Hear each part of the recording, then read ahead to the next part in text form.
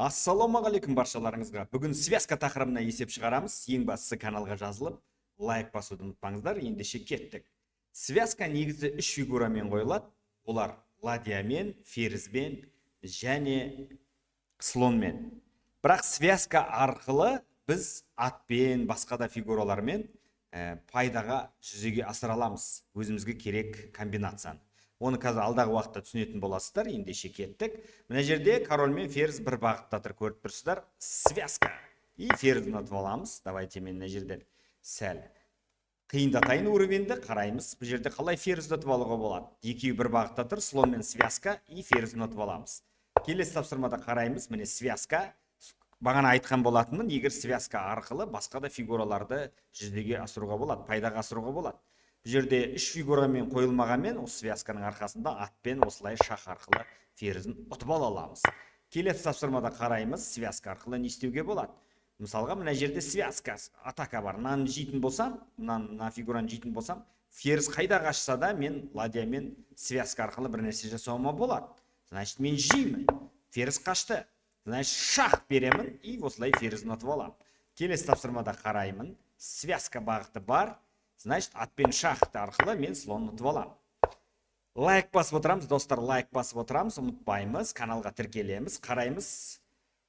Ферзбен король бір бағытта, горизонталь бағытында, сол себептен ладьяны алып барамыз, шахтан қорқпаймыз, просто біз ладьяға қарай бара береміз. Просто ферзін ұтып аламыз, жай ғана қарапайым. Бұл жерде не істеуге болады? Қараймын, іздеймін. Мен аны жесем, ол мен фигурасын қайтару керек, бірақ артынан связкаға түсетін ол білмей тұр. Мен алам и связка. Көріп отырсыздар, ферзін ұтып алдым. Так, бұл жерде не істеуге болады? Шах берем, слон мен жабады.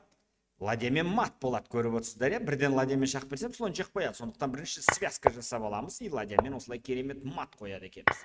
Келесі тапсырмада көріп отырсыздар, ұзын диагональ бізде бос тұр. Раз, связка и ферзін алып аламыз. Келесі тапсырмада қараймыз, не істеуге болады? Связка. Ендеше шах беруге болады. Король ешқайда қаша алмайды, слонмен жабады, слонын жеп аламыз. Ферзь қозғала алмайды ең бастысы. Шах жапты, жеп аламыз. Көрдіңіздер, фигура қалай ұтып алды. Связка, значит, шах арқылы и ладьясын ұтып аламыз. Келесі тапсырмада қараймын. Екеуі бір вертикальда тұр, значит, ладьяны қоям, бірден ферзін ұстап аламын.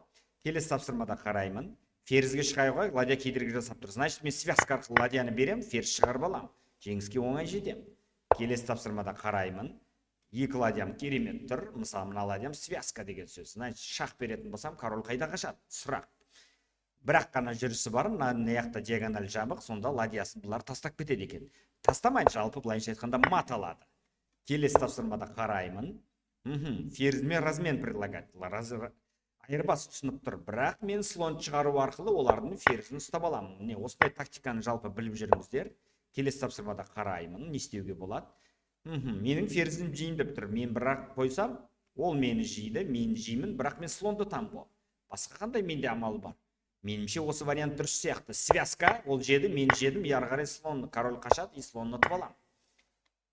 Владение окончанияны қарайтын болсақ бірдей, бірақ мәселе бұл жерде бір нәрсе ұту керек, есептік шарты бойынша.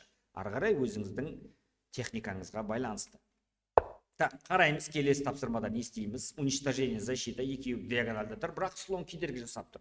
Сондықтан ойланбай ладьяны берем, бірақ слонмен ұстап аламын ферзді. Көріп отырсыздар?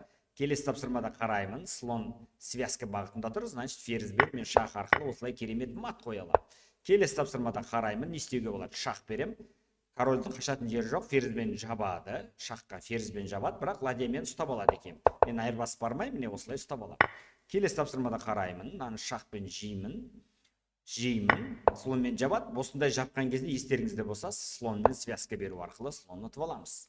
Немесе мат қоямыз. Қараймыз, келесі тапсырмада ладьямен барам, жай ғана ферзін ұтып аламын. Келесі тапсырмада қараймын, екі слонға менде керемет, сондықтан шах қашты и осындай керемет мат қояды екен. Келесі тапсырманы қараймын, шах беретін болса ферзь ала алмайды, бірақ слонды ала алмайды. Бірақ менде скрытый нападение бар. Сондықтан шах арқылы немесе былай ферзін ұтып алады екен. Так, келесі тапсырмада қараймын, не істеуге болады? Әрине айырбас маған тиімді, артынан ладьямен связка арқылы слон ұстап аламын. Келесі тапсырмада қараймыз, не істеуге болады? Связка, значит, шах. Шах и ферзін ұтып аламыз. Келесі тапсырмада қараймын, не істеуге болады? слон ұтайын десем, пеш кедергі жасап тұрады. Значит, мен аны жеуім керек деген сөз. Жеймін, ары қарай шах и атын ұтып аламын. Келесі тапсырмада қараймын. Мына жерге мат қоюға болады. Екеуі ат скрытый нападение көріп тұрсыздар, слон кедергі жасап тұр, уничтожение. Слонның қалпағын қайырамыз, ары қарай ферзбен керемет мат қоямыз. Қараймын. Шах берсем, атпен ғана жеу керек, и ладьясы кетеді. Оның ар жағынан еще аты да ұсталады екен, көріп тұрсыздар. Так, бұл жерде не істеуге болады? Шах берсем, мында қашады. Басқа не бар? Связка бар екен бізде, иә? Слонды былай ғана қорғайды, сонда вилкаға тағы түседі. Дұрыс болды. Шах, связка, король единственный ход қорғайды, и двойной удармен слонды ұтып аламыз. Так, келесі тапсырмада қараймыз. Шах, и осындай керемет двойной удар. Так, келесі тапсырмада шах и ладьясын ұтып аламыз. Келесі тапсырмада қараймыз, істеуге болады. Шах, ладьяны кіргіземіз, ферзін ұтып аламыз. Ары қарай двойной удар и тағы ладьясы кетеді. Так, келесі тапсырмада қараймыз. Шах береміз, ферзбен жабады, и артынан отвлечение. И ферзін ұтып аламыз. Так, келесі тапсырмада шах, открытый шах, пешкімен жапса не болады деген сұрақ туындайды. Бірақ ферз кетеді екен, көріп тұрсыздар. Шах и осылай ферзін алып аламыз. Келесі тапсырмада шах и ладьясын қалпағын қайырамыз. Келесі тапсырмада қараймыз, не істеуге болады? Сұрақ, шах, слон ладьямен жаба алмайды, қашады и мат болады екен. Осындай керемет. Так, келесі тапсырмада қараймыз. Шах, слонмен де ладьямен де алуға болмайды, нет, жаңа мат болады, нет, сондықтан осындай керемет мат бар бізде. Так, келесі тапсырмада не істеуге болады? Қараймыз, шах береміз, корольден қашатын мына жаққа ғана мүмкіндік бар. И ары қарай слонды апарып атын ұтып алады екенбіз, двойной удар. Басқа не істеуге болады? Басқа бұл жерде ешнәрсе көріп тұрған жоқпын. Сол идея дұрыс сияқты. Осындай двойной удар и связка арқылы фигура ұтып аламыз. Так, келесі тапсырмада қараймыз, уничтожение жасаймыз, және осындай керемет мат қоямыз. Так, келесі тапсырмада не істейміз? Связка арқылы аламыз и ладьясы қалпағын қайырамыз. Келесі тапсырмада не істейміз? Қараймыз. Так, мынаны жейтін болсам, ол жеп алады. Мен яқтан шах берем, и атын аламын. Бірақ бізге ладьяны өйтіп беруге болмайды. Так, басқа қандай идея бар? Менде бір жақсы идея болып тұрған сияқты.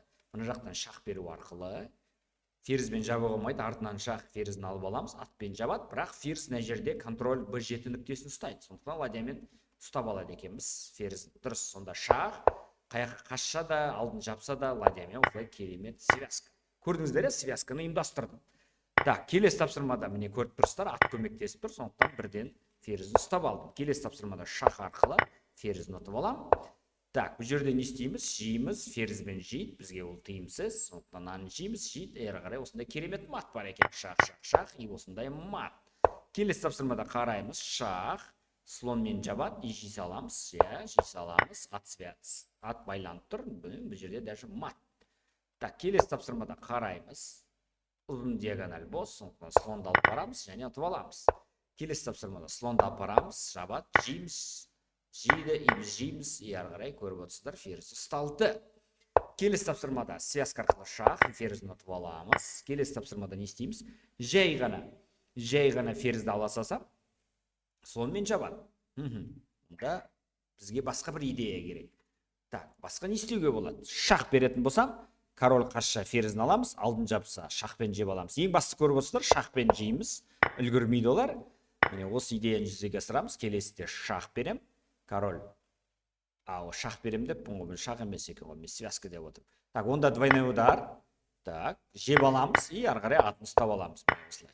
Бәрібір связка тақырыбында. Так, бұл жерде связка арқылы мат қоямыз. Келесі тапсырмада қараймыз, не істеуге болады? Ферзін осылай қарапайым ұстап аламыз. Келесі тапсырмада ферзін ұстап аламыз. Так, давайте, достар, лайк басып каналға тіркелеміз, ұмытпаймыз. Ендеше мен 3 тапсырма шешем. Сосын келесі бұл осындай қызықты сабақтарды түсіріп отырам. Ең бастысы каналға жазылып, қолдап отырсаңыздар болғаны. Так, бұл жерде енді шах береміз, жабат, и слонмен осындай керемет мат береміз. Келесі тапсырмада шах, ферзін ұтып аламыз. Так, келесі тапсырмада қараймыз, слон ферзь ұсталды, жеп аламыз. Міне, осылай жаттығамыз, сіздерге түсінікті болды деп ойлаймын. Ең бастысы ұнаса лайк басып, каналға тіркеліп, менімен бірге болыңыздар. Баршаларыңызға рахмет. Келесі қызықты сабақтарда кездескенше аман болайық.